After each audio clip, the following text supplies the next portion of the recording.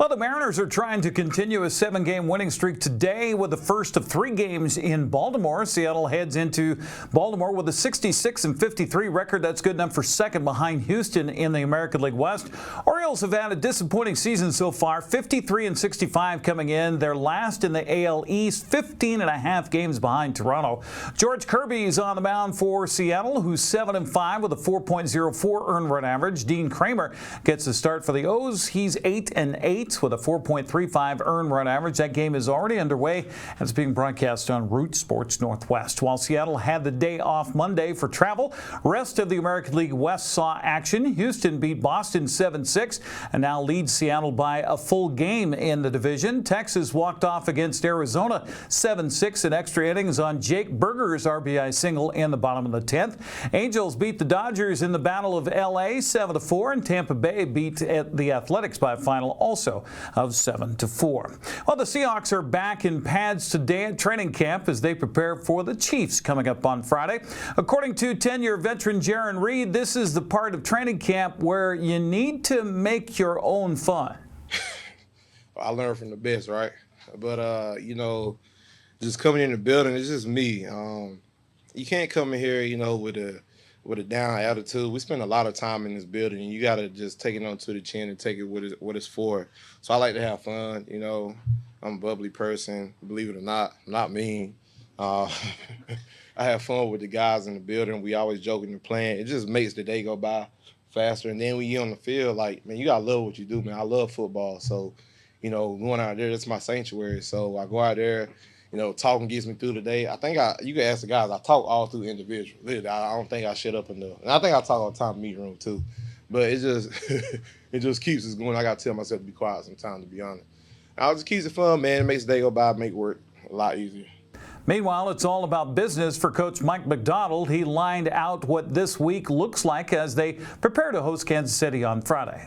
The way the preseason's set up in camp, there's eight days between each game. So instead of just trying to get as much work in without while being as smart as possible. So, we'll kind of ramp into the KC game. So we're in pads again tomorrow, Shells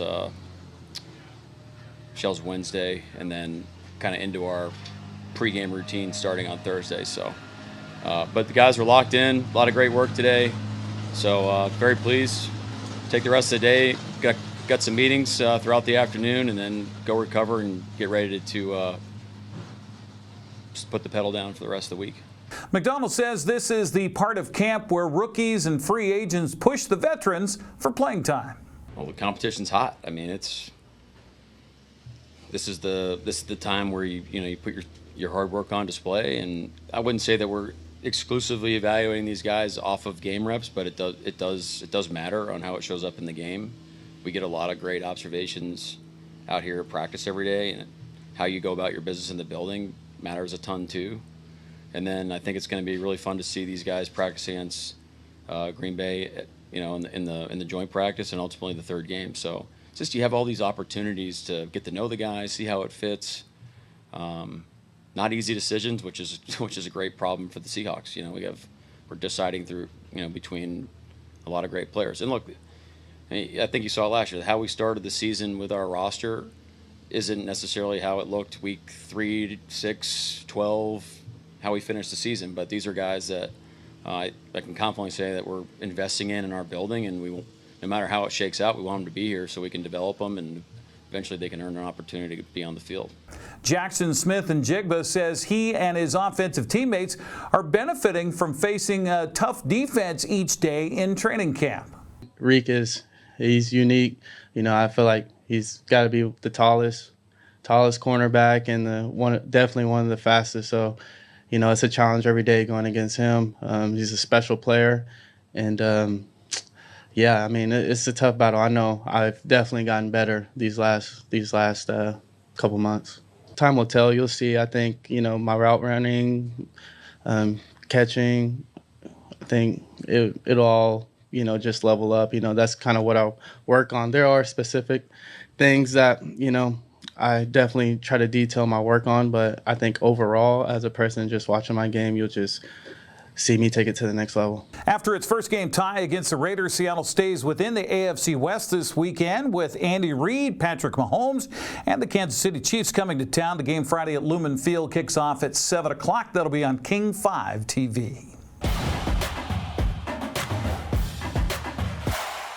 While the Wenatchee Apple Sox have packed up their bags and players have headed back to college, the rest of the West Coast League continues the playoffs without them. The North Division Championship to be determined in Edmonton tonight when the Riverhawks host the Bellingham Bells.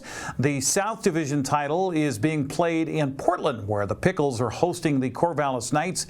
The winners of tonight's games will play for the West Coast League Championship. That'll be Thursday night at the higher remaining seed. That's a look at sports news. I'm Granstrom. Have a happy Tuesday.